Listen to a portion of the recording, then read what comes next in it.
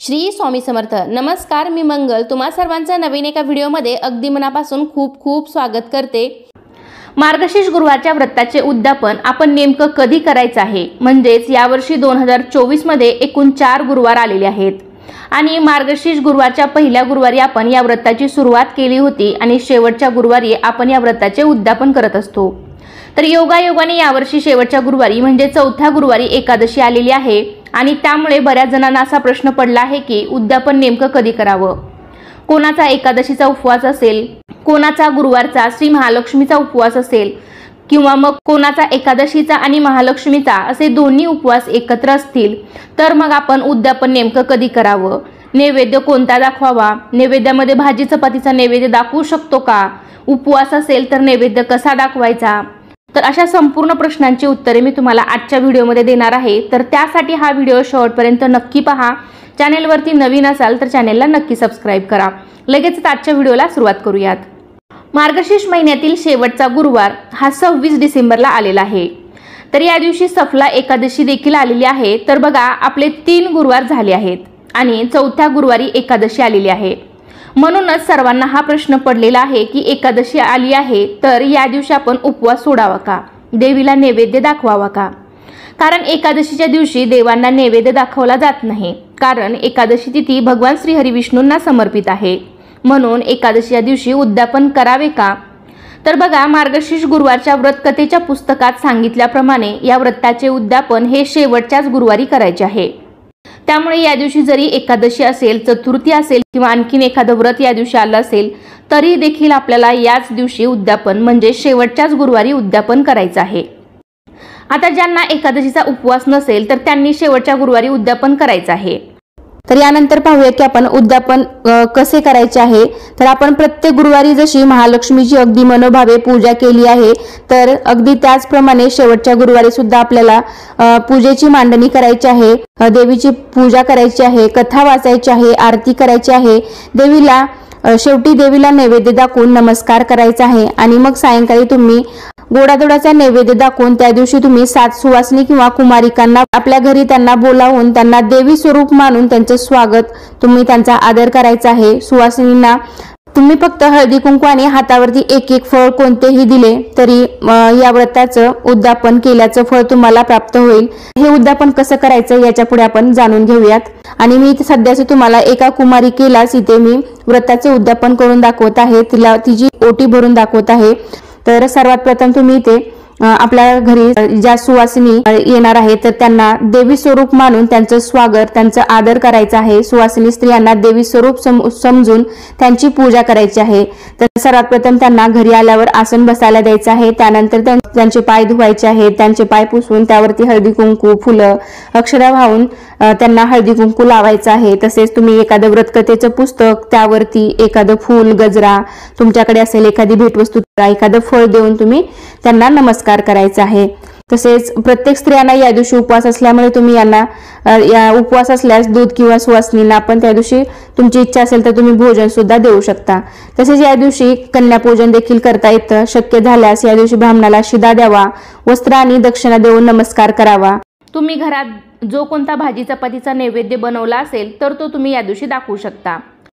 तसेच या दिवशी तुम्ही चुकूनही तांदळाचे कोणतेही पदार्थ खाऊ नयेत असं म्हटलं जातं. म्हणजेच ज्यांचा उपवास असेल त्यांनी तर खाऊच नयेत, पण ज्यांचा उपवास नसेल तर त्यांनी सुद्धा या दिवशी तांदळाचे पदार्थ किंवा जेवणामध्ये आपण भात बनवतो तर तांदळाचा कोणताही पदार्थ या दिवशी खाऊ नये. म्हणजे एकादशीला भात खाणे वर्ज्य मानलं जातं. त्यामुळे तुम्ही चुकूनही कुठल्याही एकादशीच्या दिवशी भात खाऊ नका. कुठलेही तांदळाचे पदार्थ असतील, भात असेल किंवा अजून तुम्ही तांदळाची खीर वगैरे असं काही बनवलं असेल तर या दिवशी ते चुकूनही तुम्ही खाऊ नका. आणि जर का तुम्हाला शंका वाटत असेल की देवांना देखील उपवास असतो, आपण नैवेद्य भाजी भाकरीचा कसा दाखवायचा, तर मग तुम्ही दुधाचा किंवा दूध खिरीचा, फळांचा असा नैवेद्य जरी तुम्ही दाखवला तरी देखील चालणार आहे. एकादशीच्या दिवशी भगवान श्री हरी विष्णूंची सेवा केली जाते, पण सत्यनारायण केलं जात नाही. तुम्ही मार्गशीर्ष महिन्यातील गुरुवारचे देवी लक्ष्मीचे उद्यापन एकादशीच्या दिवशी मात्र करू शकता. तर आता ज्यांना एकादशीचा पण उपवास आहे आणि ज्यांनी मार्गशीर्ष गुरुवारचं व्रत देखील केलेलं आहे, तर असे दोन्ही उपवास आहेत, तर मग त्यांनी या गुरुवारी उद्यापन करू नका. तुम्ही पुढच्या पौष महिन्यातील पहिल्या गुरुवारी या व्रताचं उद्यापन करू शकता. तुम्हाला या गुरुवारी तुमचा एकादशीचा उपवास हा करायचा आहे आणि हा उपवास तुम्हाला शुक्रवारी सोडायचा आहे. आपण नॉर्मल जशी एकादशीचा उपवास करतो अगदी त्याप्रमाणे तुम्ही हा एकादशीचा उपवास गुरुवारी करून शुक्रवारी सोडायचा आहे. फक्त तुम्हाला तुमचे उद्यापन येणाऱ्या पौष महिन्यातील पहिल्या गुरुवारी करायचं आहे. मग तुम्ही एकादशीचा उपवास असेल तर नैवेद्य म्हणून देवीला फळांचा किंवा साबुदाणा खिचडीचा किंवा जो काही अजून फराळ तुम्ही बनवला असेल तर त्याचा नैवेद्य तुम्ही इथं देवीला दाखवू शकता. आणि ज्यांचा एकादशीचा उपवास नसेल तर त्यांनी मात्र मग नेहमीप्रमाणेच आपलं जे गुरुवारचा उपवास आपण करतो त्याप्रमाणे उपवास करून संध्याकाळी उद्यापन करायचं आहे आणि मग आपला उपवास हा संध्याकाळी सोडायचा आहे. ज्यांचा उपवास एकादशीचा उपवास नसेल त्यांनी याप्रमाणे करायचं आहे आणि असेल त्यांनी पौष महिन्यातील पहिल्या गुरुवारी या व्रताचं उद्यापन करायचं आहे. त्यानंतरचा पुढचा प्रश्न म्हणजेच शेवटच्या गुरुवारी जर का तुम्ही बाहेरगावी जाणार असाल तर तुम्ही उद्यापन कसं करायचं. तर समजा काही कारणास्तव तुम्ही तुमच्या घरी नसाल, तुम्ही बाहेरगावी जाणार असाल तर त्या दिवशी फक्त तुम्ही उपवास करायचा आहे आणि त्याच्या पुढच्या गुरुवारी म्हणजेच येणाऱ्या पौष महिन्यातील पहिल्या गुरुवारी तुम्ही या व्रताचं उद्यापन करू शकता. पौष महिना हा देखील अतिशय शुभ आहे कारण या महिन्यामध्ये आपण भगवान सूर्यनारायणाची पूजा करत असतो. भगवान सूर्यनारायणाला हा पौष महिना समर्पित आहे आणि म्हणूनच हा पौष महिना अतिशय शुभ आहे. त्यामुळे तुम्ही या महिन्यातील पहिल्या गुरुवारी सुद्धा या व्रताचे उद्यापन करू शकता. तसेच यानंतरचा प्रश्न म्हणजेच ज्यांना शेवटच्या गुरुवारी मासिक धर्म किंवा सूतक असेल तर त्यांनी उद्यापन कधी करावं. तर ज्या महिलांना शेवटच्या गुरुवारी मासिक धर्म आला असेल किंवा ज्यांना सूतक असेल तर अशा सर्वांनी या सर्वांनी पौष महिन्यातील येणाऱ्या पहिल्या गुरुवारी उद्यापन करायचं आहे. तर यानंतरचा पुढचा प्रश्न म्हणजेच बऱ्याच जणींनी मला कमेंटद्वारे सुद्धा विचारलेला आहे, त्यामुळे हा प्रश्न मी इथे घेतलेला आहे. कारण मार्गशीर्ष गुरुवारचं व्रत हे महिनाभर चालणारं असतं, त्यामुळे बऱ्याच स्त्रियांचा मासिक धर्म आल्यामुळे किंवा सूतक असल्यामुळे काही कारणास्तव एखादा गुरुवार हा त्या पूजा मांडू शकत नाहीत. तरी देखील आपण या दिवशी उपवास केलेला असतो, कथा ऐकलेली असते किंवा मग एखादी घरामध्ये व्यक्ती असेल तर त्यांच्या हातून सुद्धा आपण या दिवशी पूजा केलेली असेल, काहीतरी आपण माता लक्ष्मीची सेवा या दिवशी केलेली असते. म्हणजे बऱ्यापैकी स्त्रियांचा एखादा गुरुवार या अडचणीमुळे जातोच. जरी या महिलांचा पहिला, दुसरा किंवा तिसरा असा गुरुवार गेला असेल तर त्या महिलांनी सुद्धा शेवटच्याच गुरुवारी या व्रताचे उद्यापन करायचे आहे. तुम्हाला एक्स्ट्राचा गुरुवार करण्याची काहीही गरज नाही. फक्त शेवटच्या गुरुवारी तुम्हाला मासिक धर्म आला तर तुम्ही त्या दिवशी उद्यापन न करता त्याच्या पुढच्या गुरुवारी उद्यापन करायचं आहे. तरीसुद्धा बघा, जर का तुम्हाला शेवटच्या गुरुवारी मासिक धर्म आला आणि घरात उद्यापन करण्यासारखं कोणी असेल तर तुम्ही त्यांच्याकडून सुद्धा या व्रताचं उद्यापन शेवटच्या गुरुवारी करून घेऊ शकता. तर आपण ज्या दिवशी उद्यापन करणार आहोत तर त्या दिवशी आपल्याला कुठल्याही महिलेचा अपमान करायचा नाही, त्यांचा अनादर करायचा नाही. जी महिला किंवा जी कुमारिका तुमच्याकडे येणार आहे तिला लक्ष्मी स्वरूप समजून तिचा आदरतीर्थ तुम्हाला करायचा आहे, तिला मानपान द्यायचा आहे. पण तुम्हाला या दिवशी कोणत्याही स्त्रीचा अनादर होईल, तिचा अपमान होईल असं कृत्य या दिवशी नसावं याची काळजी नक्कीच घ्यायची आहे. यानंतरचा प्रश्न म्हणजे शेवटच्या गुरुवारी उपवास सोडायला दुसऱ्याच्या घरी जाऊ शकतो का. बऱ्याच जणींनी हा सुद्धा प्रश्न मला कमेंटद्वारे विचारलेला आहे की उद्यापनासाठी आपण दुसऱ्याच्या घरी हा उपवास सोडला तर चालतो का. आपले जर का गुरुवारचे व्रत असेल आणि जर का आपल्याला एखाद्या स्त्रीने, व्यक्तीने शेवटच्या गुरुवारी उद्यापनासाठी जेवणासाठी बोलवलं म्हणजे सवासनी सांगितलं असेल तर आपण जावे का नाही. आता बऱ्याच जणांचा हा प्रश्न असतो की आमचे देखील व्रत आहेत, उपवास आहेत, उद्यापन आहे व आम्ही उपवास हा दुसऱ्याच्या घरी कसा सोडावा. तर बघा, असं करू नका. कारण त्यांनी तुम्हाला लक्ष्मी स्वरूप समजून जेवणासाठी बोलवलेलं असतं.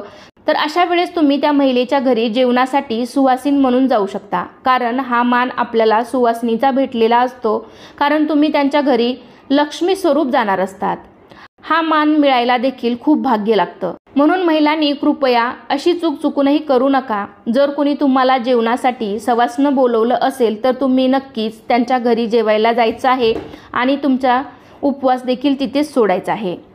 कारण हा पण खरंच खूप आनंदाचा दिवस आहे. कारण तुम्हाला त्यांच्या घरात लक्ष्मी स्वरूप म्हणून तुम्हाला जेवण ते घालणार असतात. तर तुमचा हा उपवास जो आहे तर तुम्ही तो इतरांच्या घरी जरी सोडला तरी सुद्धा चालणार आहे। आणि सगळ्यात महत्त्वाचं म्हणजे या दिवशी तुमच्या घरी कोणतीही स्त्री आली तिला अन्नदान नक्की करा, तिचा मान सन्मान करा। मग ती वयोवृद्ध असू द्या किंवा विधवा असू द्या किंवा अजून कुमारिका असू द्या, कोणतीही व्यक्ती आली असेल तर त्यांचा मानपान करा, त्यांना गोडधोड खायला द्या।